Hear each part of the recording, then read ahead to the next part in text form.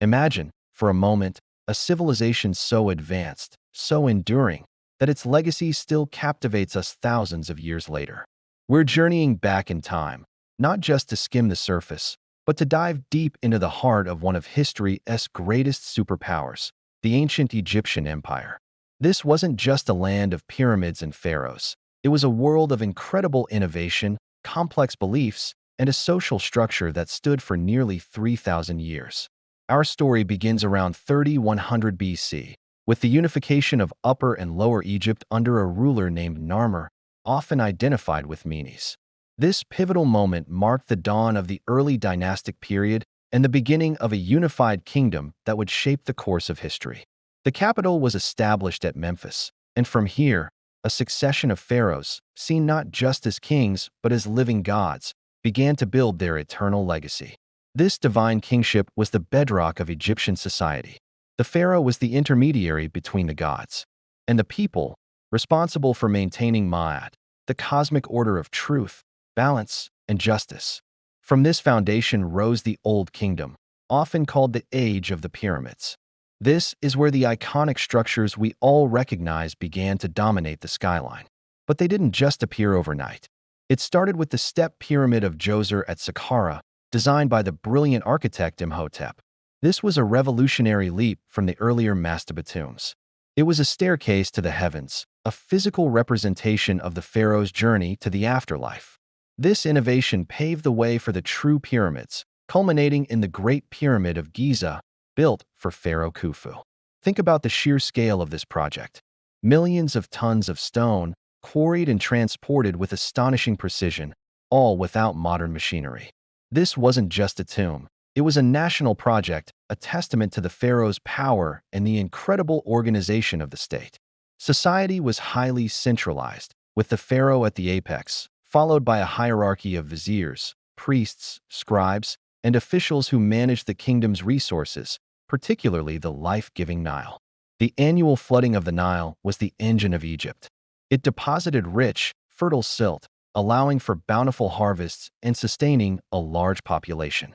The Egyptians developed sophisticated irrigation systems, calendars to predict the flood, and a system of writing, hieroglyphs, to record everything from grain yields to religious texts. The scribes who mastered this complex script were the backbone of the administration, the keepers of knowledge and power.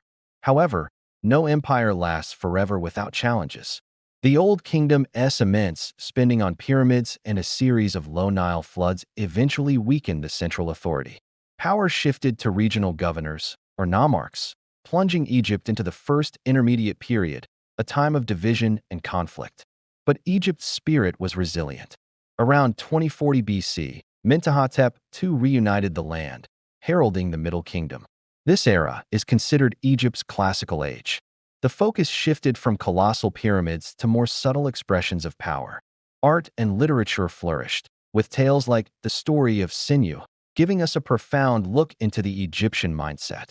The pharaohs of this period were portrayed more as wise shepherds of their people rather than distant gods. They fortified the borders, expanded trade routes into Nubia and the Levant, and undertook massive land reclamation projects, like in the Fayum Oasis, further harnessing the power of the Nile. The religious landscape also evolved, with the god Amunius of Thebes rising in prominence, eventually merging with the sun god Ra to become Onius Ra, the king of the gods. This period of stability was again shattered, this time by an external force. The Hyksos, a people from Western Asia, used superior military technology like the horse-drawn chariot and composite bow to seize control of Lower Egypt, initiating the Second Intermediate Period.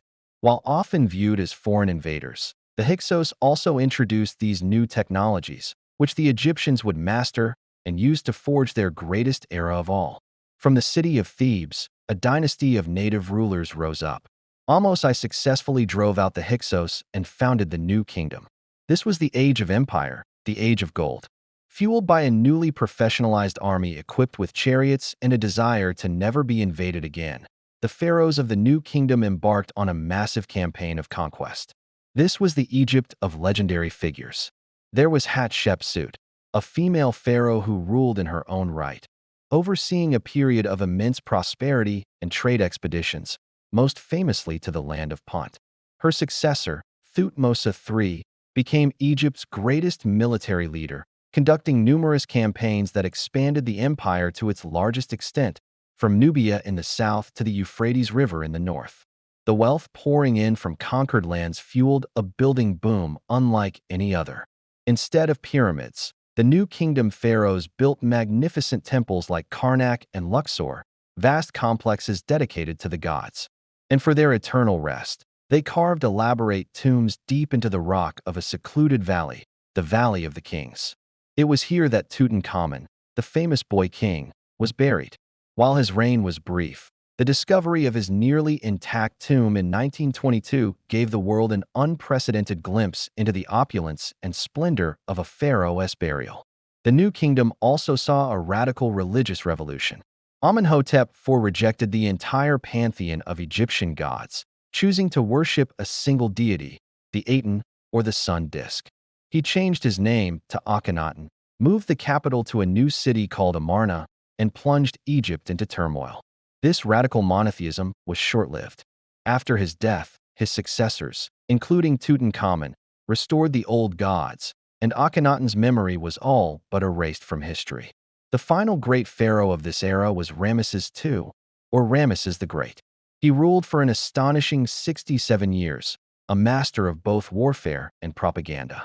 He fought the Hittite Empire to a standstill at the Battle of Kadesh and then signed the world's first known peace treaty. His legacy is written in stone across Egypt, from the colossal statues at Abu Simbel to additions at Karnak Temple. He built on a scale that ensured he would never be forgotten. But after Ramesses' long reign, a slow decline began. A series of invasions by the Sea Peoples, internal struggles, and the loss of its empire weakened Egypt. The late period was a story of intermittent independence and foreign domination, with Nubians, Assyrians, and Persians all taking their turn to rule the land of the Nile. Finally, in 332 BC, a new conqueror arrived, Alexander the Great. He was welcomed as a liberator from Persian rule. After his death, his general, Ptolemy, took control, establishing the Ptolemaic dynasty. This was a fascinating period where Greek and Egyptian culture blended. The Ptolemies ruled as pharaohs from the new capital of Alexandria, which became the intellectual and cultural center of the ancient world, home to the Great Library and Lighthouse. The last of this line was the famous Cleopatra VII. Her political and personal alliances with Roman leaders Julius Caesar and Mark Antony were a final, desperate attempt to preserve Egypt's independence. But with her defeat and death in 30 BC, Egypt was annexed by Rome, and the 3,000-year-old story of pharaonic rule came to an end. From the divine kings of the Old Kingdom to the imperial might of the New Kingdom and the Hellenistic world of the Ptolemies, the story of ancient Egypt is one of astonishing resilience, innovation, and cultural depth. Its impact on art, architecture, science, religion, and governance echoes through the millennia.